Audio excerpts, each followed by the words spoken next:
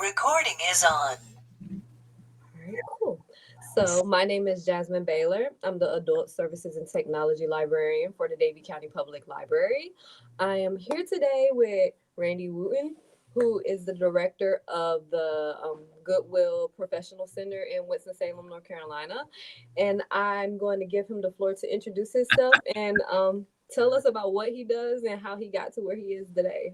Hey, Jasmine. First of all, thanks for having me in, and always, always excited to be able to share my experience and my knowledge to try to help other people. And I've always said I wish there were more people like me around when I was much younger. Then again, maybe I wouldn't listen to them because back then I knew everything, right? But again, my name is Randy Wooden, just like a wooden bench. I run Goodwill's Professional Center here in Winston-Salem. It's the first professional center for any Goodwill in the world. And I was set up about 8 years ago. They hired me to start it. And we help professionals, regardless of industry, job function, that kind of a thing.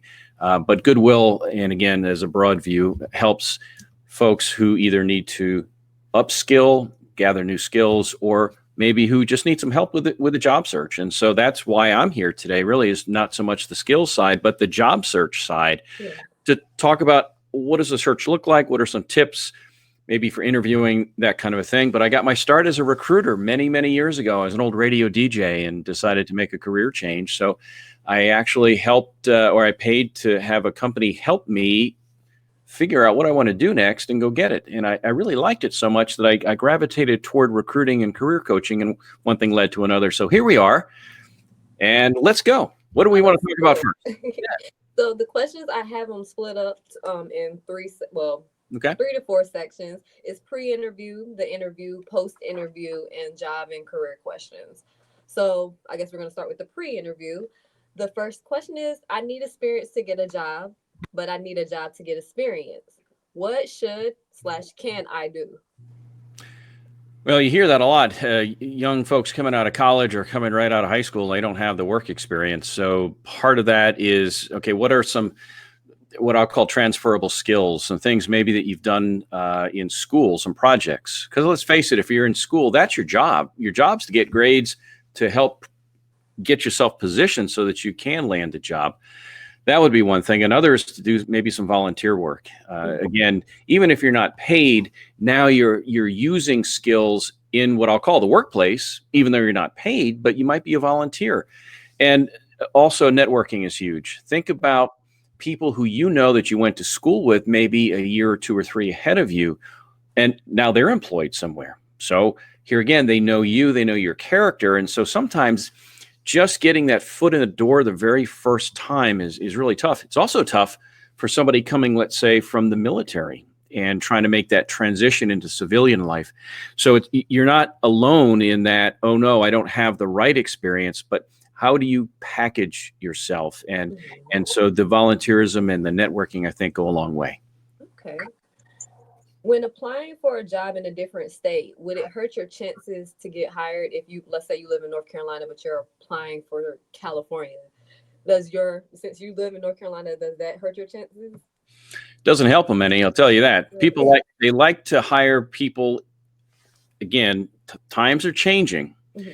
In that there's a lot more remote work available versus, oh, I have to show up and work at your facility. And when you stop and think about it, companies, they're a little hesitant sometimes to hire somebody who is a long way away because there's a relocation expense. If they're high enough on the pay scale, the company might offset their moving expenses. But even if they don't, the fact that somebody is uprooting their family or moving to a new location, are they going to be happy there, and so forth?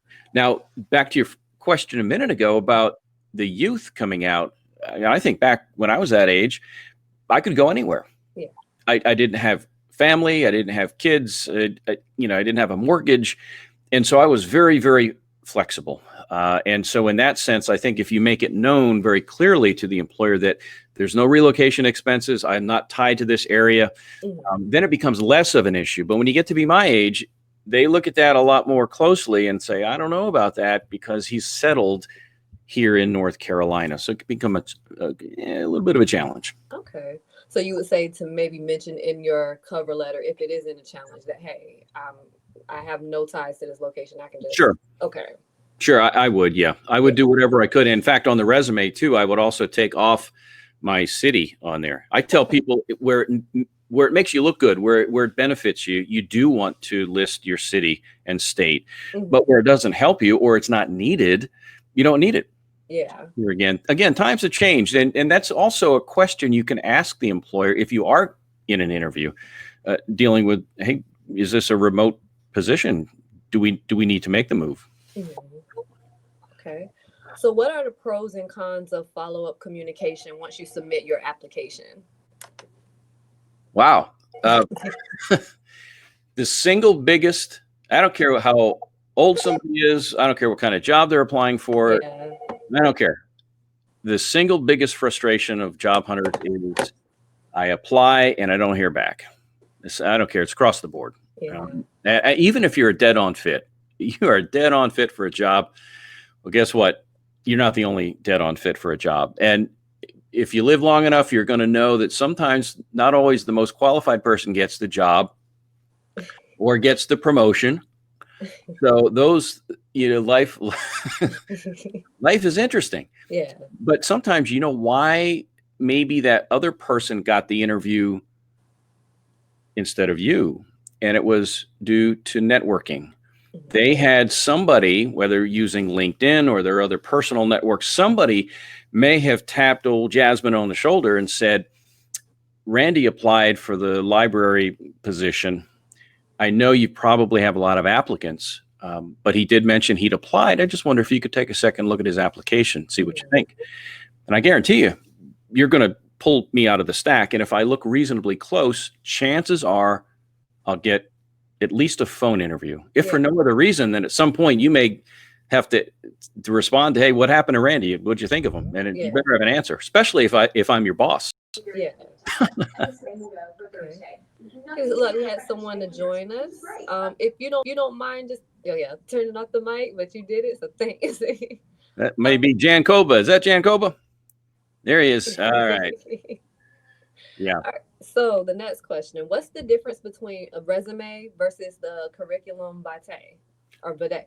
Yeah, it depends if you want to go fast food or you want a 9-course meal. Basically, that's the difference. If you want to kill half a day reading a CV, knock yourself out. But CVs are typically used in academia, science, that kind of a deal. Okay. In what I'll call the corporate world, not so much. Yeah. And typically, here again, resumes are very subjective documents. And I know you've had another guest on to talk more about resumes, so I won't go into a lot of detail. But just know that for most folks here in the corporate world, a resume is the way to go. And usually if you keep it to 2 pages or less, that's typically where you need to be. Once you get beyond 3 to 4, you start to get a little heavy with this thing. And somebody's going to say, do I want to look at this 4-pager or this 1 or 2-pager? Yeah. And gee, I think I'll go there first versus diving into something that might take half an hour. Yeah. Okay. So should we list short-term jobs on our resume? Like a lot of things, it depends. It depends how many gaps you've had. Short-term, I tell you, short-term jobs are not necessarily a bad thing. Here's what I mean.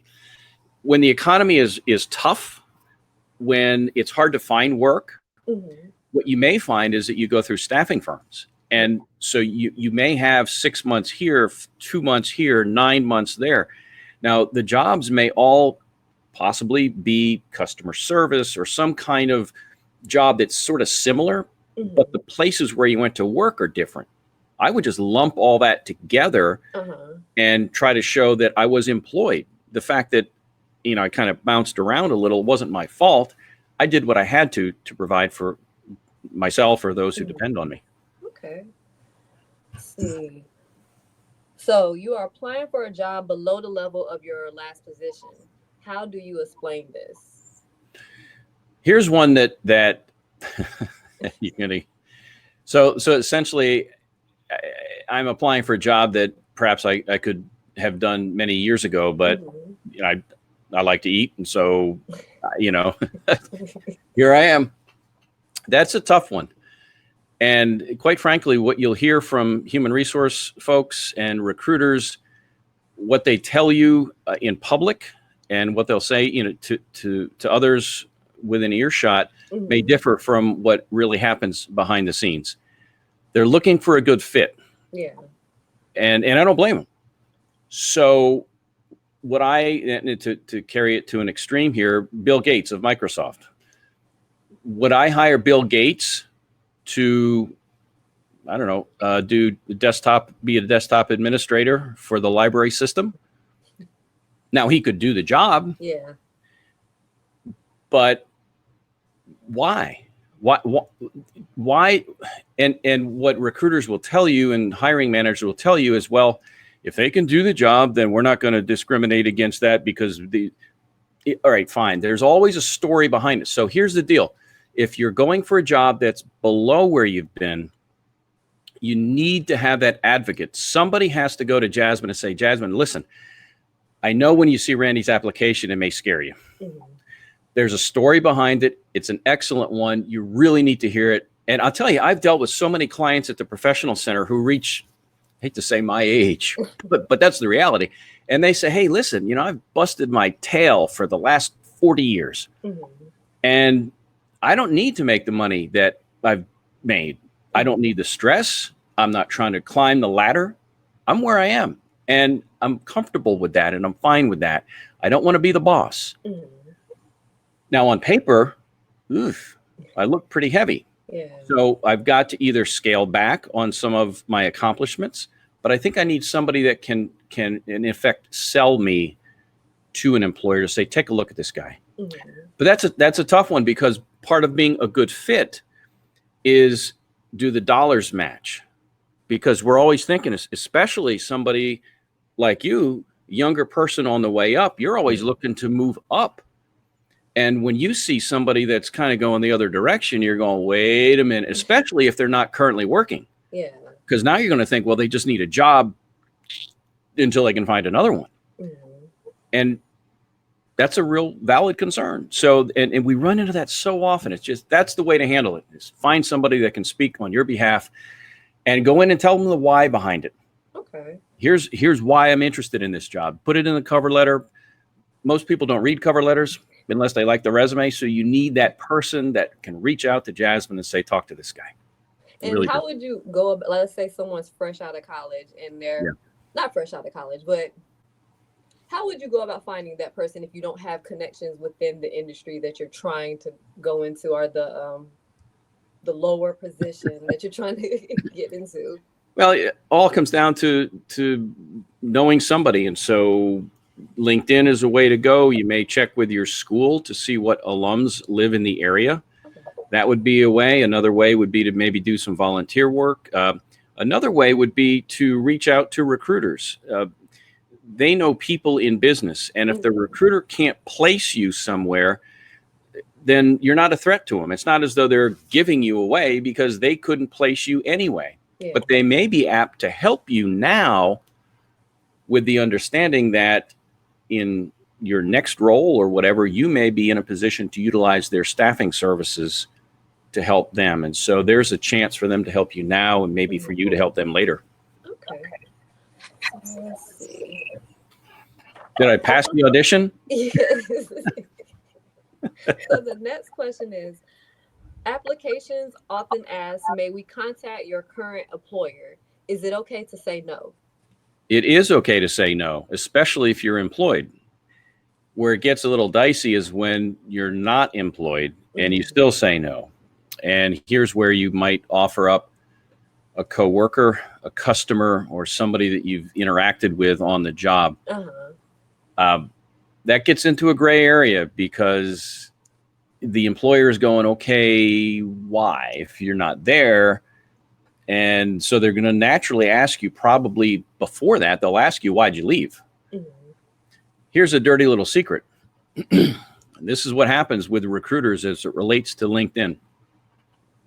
I mean, I'm not divulging anything. I say dirty little secret. It's the reality of the world that we live in. I can go on LinkedIn and look you up on LinkedIn. And even if we're not connected, first level anyway, if we're second level, I can see our mutual contacts. Get on the phone. What's this Jasmine like anyway? What's her deal? See what I mean? Yeah. They weren't anybody that you had given me as a reference, but I can see they're on LinkedIn and I'll contact them. And so just know that recruiters are doing what they need to do to vet you. Yeah. Yeah, they are definitely. Okay. So do employers frown upon job hoppers? Well, sure. I mean, it's like anything. I mean, if you're doing it to them, you're going to do it to me. Mm-hmm. Do you need to get that? No, that's the phone back there. It's loud. So I thought you were testing me like this. Okay, my phone is ringing during the interview. Hang on a second. Let me get it. Yeah. Hey, listen, I'll get back to you. Hang on a second. All right. Oh, no, it's okay. See you. Bye. Yeah, we have some very loud phones here. Like it can be all the way back there, and it sounds like Yeah. something right here. Here's the thing with job hopping, and here again, depending on the economy, you're going to see more and more of that. Mm-hmm. In good times, you'll also see it because here again, people, unlike back in the day when you stayed at the same company forever, now to move up, sometimes you got to move out. Mm-hmm. And so you see this side to side kind of moving up like that. Yeah. As long as there is some rationale for the why behind it, okay. The problem is if they look at your resume, you may never get to the interview because they see all these jobs. Yeah. And it's beauty's in the eye of the beholder. And sometimes people will just ding you and say, nope, I'm not interested. That's it. That is a flight risk. Just like the person who is taking a big step back or unemployed and taking a step back, they're looking to say, hey, am I going to be able to keep this person? Are they going to be happy and satisfied in this job? Or am I more apt to hire somebody who, at least on paper anyway, or interview them on paper that looks like a better fit going in the door? Yeah. And that's interesting because I know growing up, that's something that I always got because when I graduated from college, I worked at a radio station, then a television station. And you said you were in the broadcasting field as a DJ. Yeah. It was part-time. I wasn't making much. So of course I was going to go to the next best option. And like everyone was like, well, that's not a good look, Jasmine. You're hopping from job to job and no one's going to hire you because of that. And I was always scared about the whole not getting a job because of that. And that happens a lot in radio and TV. People move very frequently. It's a little bit like professional sports. And you start out in baseball at the rookie league and you move up to the low A, to the high A, to double A, to triple A until you make the major markets. I made it as far as the Columbus, Ohio market. I think it's in the top 50. Wow. And I tell people I have a face for radio, but that was a long time ago and I had hair and everything else. Times change. And what I began to look for, and I think this, you didn't ask this, but it speaks to the sort of the follow the passion and the why behind why people do what they do. And I was at a point where I felt as though I had pretty good communication skills, but at the time had a wife and 2 young kids and didn't want to make them move as I tried to move up the food chain. And so I thought, well, what can I do with those skills? Like sell, I guess, be a sales guy, I suppose. And what I did is I looked at recruiting and I thought, well, gosh, if we can hire and train and recruit good talent, I might have a job regardless of the industry, regardless of the economy or where I decided to live. Those are very transferable skills. And so I felt like, okay, maybe I have a little job security. And as I got more into that, I found that I didn't like getting lied to. I know I'm unusual, but what I liked was helping to coach the employer and the candidate to have them both ask good questions so that at the end they could make a good decision. And the more I worked in that space, I found that I really liked working with the job seeker. And I love being able to see people succeed in their job search and reach their goals. And the fact that I get paid to do that, that's awesome. So I'm in a good spot, really am. Cool. So let's see, before we go to the, I think we're going to go ahead and go to the interview section. Did you want to say anything about the pre-interview or are you good to go to the next? Just do your homework. We always talk about that. And what does homework mean? We can go into more detail, but don't just go in like I'm going in today. I don't have anything prepared. I'm going in, but I joke about it, but look behind me. You'll see a solid background. You'll see where, now I'm talking about video interviews, but you'll see that I have decent lighting. I have decent clothes on. The camera is at about the right height. Again, you being in TV, right? Remember the 2/3 thing up here? So I don't have a lot of noise going on. And I think when it comes to interviewing, the preparation that you make is not just learning about the company, but is also in this day and age where more and more video is used, especially for long distance interviews. They're not going to fly somebody in right away. I think we need to learn how to use and become friendly and comfortable with the computer technology. And so that's why, again, we're set up today with what we have. So yeah, fire away. What do we talk about when it comes to interviewing? So this is one of I cannot stand being asked this question during the interview, but tell me about yourself. How should one ask, or how should one answer the dreaded question, the tell me about yourself question? Hey, and I don't know if you'll put it in the notes or you've got it elsewhere, but if somebody were to go to goodwillprofessionalcenter.org, you'll see a link to take you to our video library where we have over 100 videos. They're all free. You don't need a password. And they're all age specific and topic specific. We include a couple of videos on exactly that same question. Really? It's the toughest question because it's vague. Most people are nervous and their voice is like this. And they just have a hard time with it. Yeah. And if you think of first interview, it's like a first date. First time I see you, right? You walk in the door and I'm sitting there. I'm not ready to listen to your life story. I'm checking you out. I'm looking at you. Okay. I'm looking at your eye contact, your body, how you're dressed, how, do you kind of do this and all that. So that's very important. In fact, something that studies have shown that when it comes to this interpersonal communication, 55% is body language. Mm-hmm. So that's everything from your handshake to your eye contact to, is your head going like this the whole time? Are you tapping the desk? Clicking your pen? All those little things like that. 38% is your tone of voice. So again, if somebody talks like this, it talks so fast, or they're talking like this, they are just as boring as all get out. Yeah. Only 7% are the actual words that you use. Only 7. Oh, wow. And so people form opinions pretty quickly. So if you go back to that first date analogy, there's a lot of comparisons with job hunting with sports and dating. Dating because it's a compatibility issue. Do I feel good about this person? Do I like them? And the other piece, the sports piece, is I need to practice so that when the game is on, I can execute. I know what I need to be doing. Yeah. And so practicing interview questions is good, but keep your answer brief. There's an acronym called GEESE, GEESE, that I talk about a lot. I don't know if you want to go into any detail with that, but just basically it's a way to get in. You briefly restate the relevant education and experience that you have. You mentioned some of the skills that you feel like they were looking for in the job, and then you turn around and ask them to give you a better sense of what they're looking for. But it's about a 30 to 45 second answer. Here again, they're not listening for your life story. They'll get to that in the interview questions.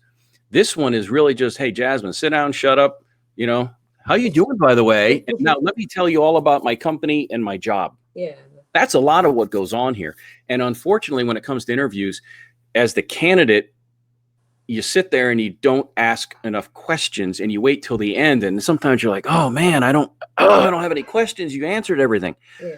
Well, what if you were to start to ask a question at the end of, tell me about yourself?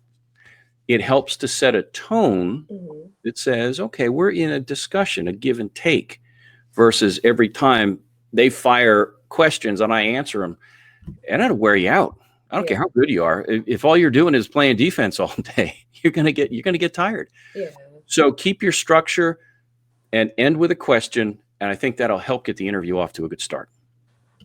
I love that you said end with a question. I wish we had time to go further, because I wanted to know what if they ask, tell me about yourself. Should I ask, well, tell me about yourself next, or what kind of questions should we ask after the questions they ask us?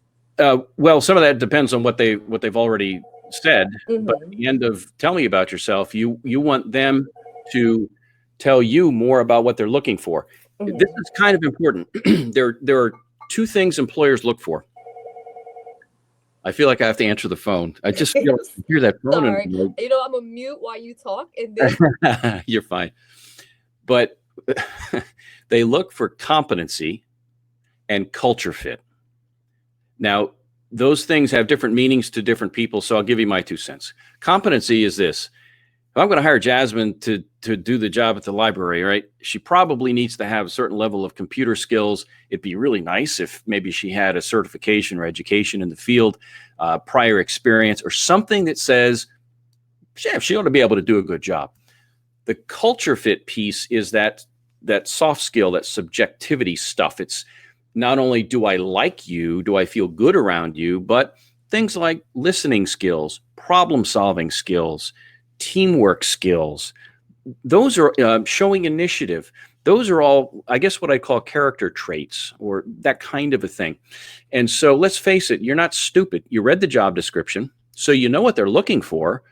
And what you want them to do is to tell you not the what I'll call the hard skills that they need. You've already read that, and you wouldn't be in front of them if you didn't have those. What you need to learn is the problem solving. What's the extra oomph that they need to see or hear? I compare something, and again, I'm the king of analogies here. I don't know if you've ever heard the term, it's a sales term, the difference between the sizzle and the steak. Probably not. If let's say you turn your mic on because I want to hear, I'd love to hear you laugh. The sizzle and the steak. If I go to buy a car, the sizzle, okay, is the steak is, does it run? Can I go from A to B? Does it have brakes? Does it have tires? Does am I going to die if I get in this? No. Good. So that's good. Yeah. But you know what? That's all well and good. The sizzle is this. You smell the leather or the fresh paint. Okay. You turn stereo on and it kicks butt. Yeah. It's got every bell and whistle. That has nothing to do with how the car drives. What it's doing is it's just like the steak. You go buy a fast food place or you go to a restaurant and you hear the sizzle and the smell and your mouth waters. The steak is all well and good, but it's the sizzle that draws you. Yeah. And that, as a job hunter, the sooner you can learn the sizzle, the better off you're going to be during the interview, because now you can point to examples of the sizzle in your past. You see what I mean? So that's how you help separate yourself, because everybody else is only going to talk about, I can do a good job. You need to hire me because I have the education, I have the experience. Well, guess what? Again, you wouldn't be in the interview if you didn't have that. Yeah. So what is it about you? Why should I hire you versus somebody else? And it's the sizzle. It's the soft skill. It's that culture fit that helps separate you, especially as you get up in higher levels of position. Really is.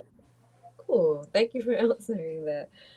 What type of questions should I ask the interviewers when I have that opportunity?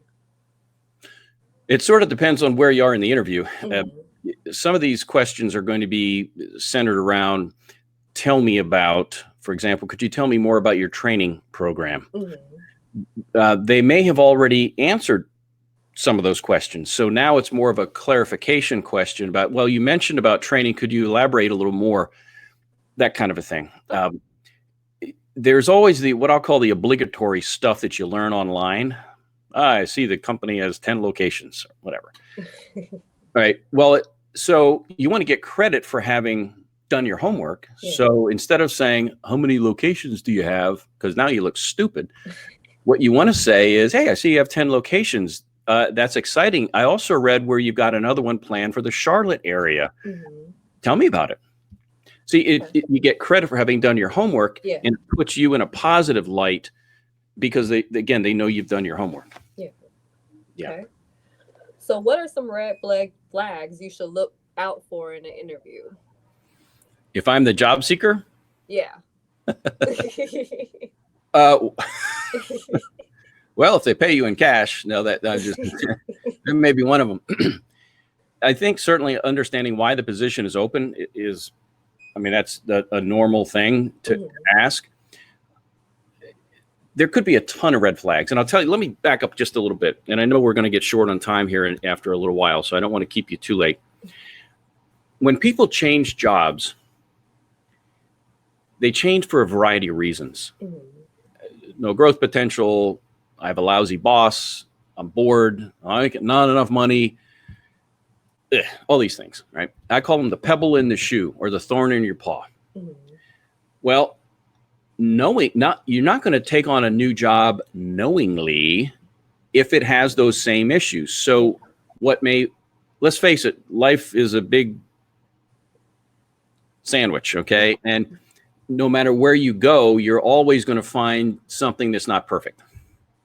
So your coping skills come into play. But I think you go into a situation having experienced other bad stuff, and so logically you don't want to repeat that. So I think it's different for everybody as to the red flags. I can tell you when I used to be a recruiter, I had to go on a tour of a facility and try to get to know the people and whatnot, right? Well, if I'm walking with the boss, whether it's a man or woman, doesn't matter. I'm walking with the boss, and when I see people off in the distance notice us coming and then turn away from us as though we don't exist, that tells me a little bit about the relationship that they have versus when the boss could say, "Hi, Jasmine, how you doing? Hey, it's good to see you again. I know you were sick last week," or something like that. That tells me there's a whole different dynamic going on. But again, it's different for everybody, and your issues that you have in the past may differ from mine. They really do. Yeah. So what are some common interview mistakes? Hang on, let me answer this text. So that would be one of them. Oh, wow. Bringing your phone into the interview and answering it. Let me tell you this. Things happen, childcare issues, you got a sick relative, whatever, could be a lot of things. If it's very, very, very, very, very, very serious, you're better off to reschedule. If you're expecting a very important call, you would need to tell the employer that during the start of the interview. Other than that, don't answer it. Just don't. So there's that. Obviously being on time, and that's all what I'd call just baby stuff, to be on time, dress appropriately. But here's part of it is when you go in, you want to have a game plan. You want to write down your questions. You want to make sure you get answers to those. You want to listen effectively, meaning you may need to repeat back what you think you've heard just to clarify, to make sure that you're answering the question that they're actually asking. Something I do, it's a little fun thing, and we'll play with it here for just a minute. I think too often we talk ourselves out of the interview. Same with salespeople. They keep selling on all these great benefits, and yet I've already said, okay, sounds good. If they would just shut up and hand the pen to me, I will sign the agreement. Keep talking. So here are 3 things you can do to try to gauge if you may be talking too long during the interview, and for that matter, everyday life. So this is a little tutorial that may help you. Not just you, but anybody. When you and I are in the interview, we're face to face. When you nod your head, it usually means keep going. I follow you. If you went, then I would have to figure out what's going on. So that tells me that you're following me. When I hear that tells me you pretty well heard what you need to hear, and you're probably getting ready to say something that you want to say. But when you actually come out with words, yep, right, I got it, I understand, that makes sense, let's move on. Okay, great. Those things tell me, Randy, shut up. At this point, you're done listening. And if I have more I need to say, what I got to do is zip it, get back to it later. But right now, you're ready to move on. You're not listening right now. So those are some tips for you during the interview. Now I'm going to keep that in the back of my head whenever I'm talking to somebody. Hey, at the end of the interview, there's something too that I talk about is the importance of asking for the job and keep control. So let's talk about what that means. A lot of times I get clients at the professional center that come in and they say, man, I just don't know. I interviewed a few weeks ago and hadn't heard anything. And I don't want to be a pest, but yet Should I call or email? What do I do? And so to try to alleviate that, what you should do, ideally, at least in my view anyway, is during the interview, toward the end, there'll be a time at the end of the interview where you pretty much know it's over. Not that you didn't get the job, but the interview is almost over. They might even say, Jasmine, do you have any more questions for me? Yeah. And you'll say, no, it's been great. So at some point it ends. And as it does end, a good interviewer will not commit to saying, oh, you're awesome, you're great. They're not going to say that. They're also not going to go, you're a loser. They're not going to say that. So if they're smart, what they'll say is, hey, really enjoyed our discussion. We have other people that we're going to be speaking with. And so we anticipate a second round of interviews coming up here in the next 3 weeks, and we'll be in touch. I mean, that's what a normal professional interview would end with. And at that point, then you restate your interest in the position. You acknowledge that obviously they do have other folks they're talking with, and that you're excited about being in that next step. And here's the keep control part. What you want to do is then say, well, if I haven't heard from you by pick that date, whatever the date was they shared, may I call you? And they'll almost always say yes. What are they going to say? No. If they say no, I mean, that's sort of like just pop right now and we're done. Yeah. So they'll say, sure. And now you know when you can follow up. And when you do, and you may get the receptionist, you can tell them, I interviewed with John Doe on whatever date. They asked me to follow up today. And so that's what I was doing. So it's asking for the job, not literally, but it's restating your interest in the job and then keeping control of the process. You got to know what will happen next and when you leave that employer's office. So keep that in mind. That's something else that will help. I think will help separate you, give you a little bit of comfort in knowing what to do next. Yeah. Okay. So the last question I'm going to ask for the interview section is how to successfully navigate a panel interview. I know that's like kind of becoming the norm now, at least in my experience. A lot of the interviews I've been in have been panel discussion, panel interviews. Yeah, panel interviews can be tough because one-on-one is tough enough, but let alone you got 3 or 4 sets of eyeballs staring at you all at the same time. Just realize that there is a boss. There will typically also be the wallflower that was dragged into this meeting that has 10 million other things they'd rather be doing. They really don't care to interview, but they were asked to join in. And you may also have a talkative person that, so again, it's a big world and there are a lot of dynamics out there. Just be aware that in a group interview, anybody has veto power over you. Right? So even though you may direct your attention to the boss, that wallflower over there who feels like you disrespected them or ignored them, they go, hey, I just didn't get a good vibe about this guy. You're out. And so I think it's important to give eye contact to each of the interviewers. And that's one of the main things. Another is to help, if they don't actively engage with you, is to ask them a question about maybe how does this role impact your position in a company? What are some things you'd like to see this person do after they're on board and trained? But the key here is not to focus your attention solely on the boss or the asker of the question, but to have interaction with the entire panel. And also to do a follow-up thank you email and snail mail. I know it's ancient, but I actually do. In my little work closet over here, I have a bunch of thank you cards, and I would hand write those. And I will tell you, if you get nothing else out of today, nothing else, know this, that thank you notes, the handwritten ones, are huge. More so now than ever.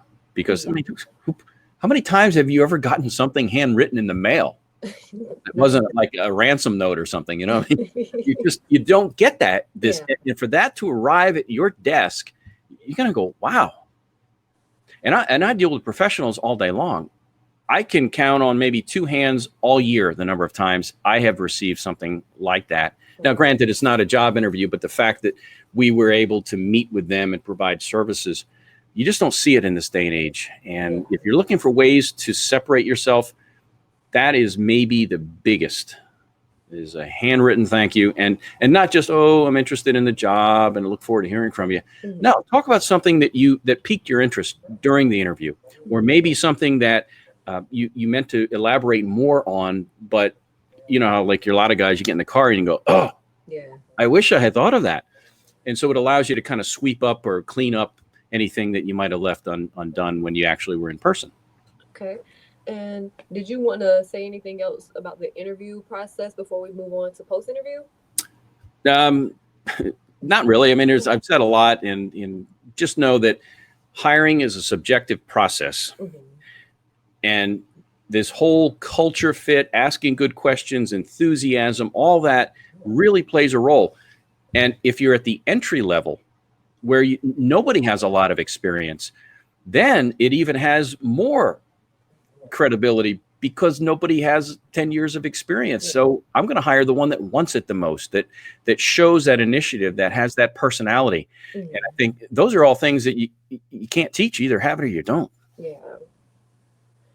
Okay, so for the post interview, the first question is how to respond when negotiating salary. Well, tough one there. And things have changed a little bit over the years because now there's more resource stuff on the internet where you can library probably has a bunch that you're sitting on over there, right? So I think I'll call Jasmine and figure out what should I make. But I do think talking to recruiters to understand what the market will bear, knowing what your approximate value is, just some thoughts on negotiating salary is some of this depends on whether it's a buyer's market. And quite frankly, when it is a buyer's market, you don't have the leverage that you might otherwise have. But I do think that there is, with most jobs, certainly salaried jobs, there is a range. It may be only a couple, $3-4 grand, but those dollars spend better in Randy's back pocket than they do, let's say, in Goodwill's pocket, my employer. And so I think it's almost expected that there will be some negotiation as you move up in the pay scale. But by and large, for a lot of jobs, it's pretty much entry level. Not that they're paying a minimum wage, but this is the starting wage. And after 30 or 60 days, then you're bumped up upon review and so forth.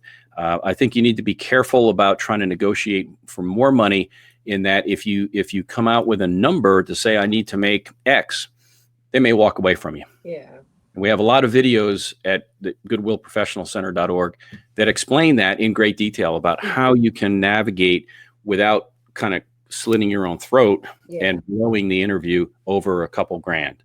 I mean, in the bigger scheme of things, $1,000 or $2 in return for a job that really is a good fit for, are you really going to walk away from that? And that's a tough one because you can't live life backward. But you begin to look at what's important to you. Back to what you were talking about my thought with the thorns in the paw and the things. If you get a really good vibe, your thought is, hey, I want to get my foot in the door here. And you know what? I'm going to show them that I can rock this thing. And from here, sky's the limit. And you know what? If it isn't, I'm going to go somewhere else.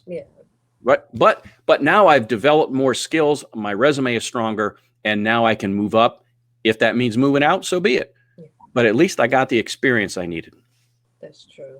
I remember right after my undergrad year at Western Carolina, I had interviewed for a job, and he asked me about my salary, and I put open. I was like, I didn't know. And he was like, a little word of advice for when you go out in the future, don't never put open. And I was like, okay. I didn't know how to negotiate. I didn't know what to ask for. I was just wanting a job. So I think that's like a very important question, and I'll make sure that I put the Goodwill sources and links attached to the video so that people can access that. Okay, so the next question is, how do I know if the job is a good fit for my abilities? How do you know if the job's a good fit for your abilities? Well, I mean, you ask questions. What are they looking for? What are some challenges that they face in the position, and what are challenges the company faces? And some people have different, let's say, personalities and certain companies. And let me paint with a broad brush here real quick. Let's say an investment firm, okay, or a bank or an attorney, a law firm. The office vibe there would be different, let's say, from a website design firm. Yeah. So, I mean, those are two polar opposites pretty much. But I think you want to talk with your boss and ideally talk to some other people who work there and maybe use LinkedIn to see who are some people that used to work there and have moved on, because you can filter a search by that and maybe talk to them and say, what's going on there? What happened there? They may not tell you unless they know you or have a mutual friend, but you try to get intel where you can. What I would really caution against is, whether it's Glassdoor or any other website, you're always going to have sour grapes, whatever you want to call it, people that were dissatisfied, and don't make your entire decision based on that, because sometimes it's not the company, it's the person. Yeah. And I think we all know where I'm going with that. So take it with a grain of salt, do your homework, but life's a journey. And I say it all the time. And you know what? I've been in some jobs that after a little bit of time, I'm like, oh, whoops. You're a real smart guy there, Randy. But you know what? Again, you build and you learn, and you take your ball and you move on. I love what I do at Goodwill. I truly do. And I love the environment. But that's not always been the case. And I think you just have to be realistic. Eyes open, go in and trust your gut. All right.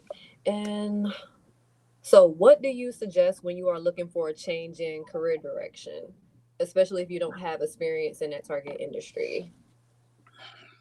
Well, one thing to do would be to take some assessments to try to understand your aptitudes, your skills, that kind of a thing.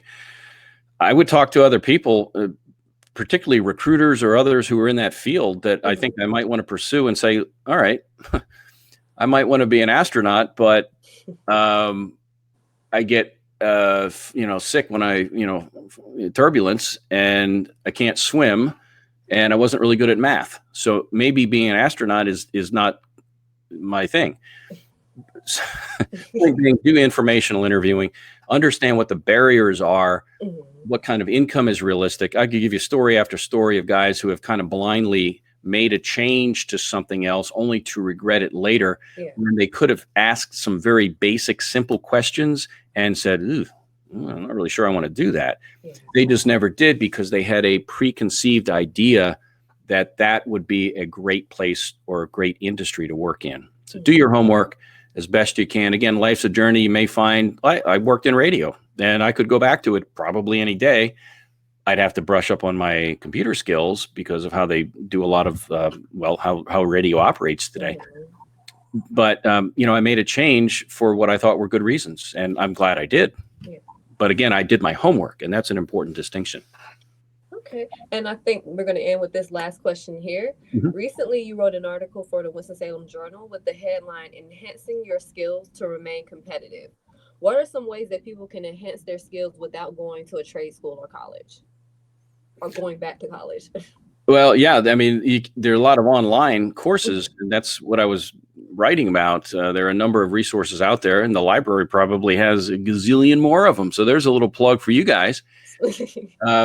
Maybe another thing too, and I didn't mention it in the article, and that is to get a mentor, somebody that you look up to. And I've had many people over the years, not that I've been necessarily a mentor to them, but they have wanted to sit down and pick my brain about how did I get to do what I do? And to include people who wanted to get into radio, and, I hear you've got a good voice or whatever. And so I think I would try my best to understand, what does the market need? If I want to be an astronaut, then, okay, it requires these things. And am I willing to pay the price, whether it's going to school, on a formal school, or self-study? But if I'm not willing to pay the price to be competitive, I can sit back all day and want to be, but I'm going to get bypassed by people like you who have taken the initiative to get it done. It's a competitive environment. Now, I might be a nice guy, but that only goes so far. It only goes so far. Yeah. And that is all the questions I have for you. Is there anything you want to say before we close this out? Well, just that I'm available. Professional Center, you'll put up, I think, on Facebook and whatnot. So I'll make sure I share that with the the hordes of millions of followers that I have. But no, life, like I said, life's a journey. If you're a young person, I think back when I was 20, 21, 22, I didn't know what I wanted to do necessarily. And I wonder if you personally being honest with yourself, when you think back to when you were 16, 17, 18, getting out of high school, did you know what you wanted to do and be with certainty? And if I were to talk to you 25 years from now, would you be doing that kind of work? And the answer is no, typically. So when I say life's a journey, we learn as we go. Sometimes learning is learning what we don't want to do as much as learning what we're good at. And I think too often we focus our attention on the negative, what we're not good at, and we're always trying to work on that. And somebody years ago, and I won't mention her name, but I was at a talk she was giving, and they said, well, when you think about working on skills, what if they had taken Tiger Woods and said, okay, Tiger, you're good at golf, but you know what? We need to teach you how to play tennis. And they could have taken perhaps the greatest golfer of all time and said, well, you're already good at that. Why don't you brush up on stuff you're not good at? Yeah. Right. The point being that nobody's perfect. And the skills that we have, we want to leverage because that's how we make our money. And if we can do that in an environment like I have with Goodwill, where we can help people and feel good about making impact, then and get paid for it, then you got something. Now, I could love working for Goodwill, but if they put me working in payroll, I'd bankrupt the company. Everybody gets a raise, like Oprah, right? You get a car, you get a car, you get a car. I would not be in the right job. The right company maybe, but not the right job. And I think that's a combination you need to be aware of. Yeah. And there's the book Good to Great talks about, are you on the right bus, meaning the right company? And are you in the right seat on the bus, doing the right job? And part of that is the discovery process. So hopefully today we're able to share some tips to help you navigate the job hunt, the interview, and to help you get started on that next step in your career. Yeah. Well, thank you so much. All of this was valuable information. I would definitely be providing Randy's contact information. I'm gonna edit the video together, make sure I put it at the end of the video and also in the description section. But thank you all for watching, and thank you, Randy. And I will see everybody at the Reed Carpet next Tuesday at 4:00 p.m. So bye. All right. Thank you, Jasmine.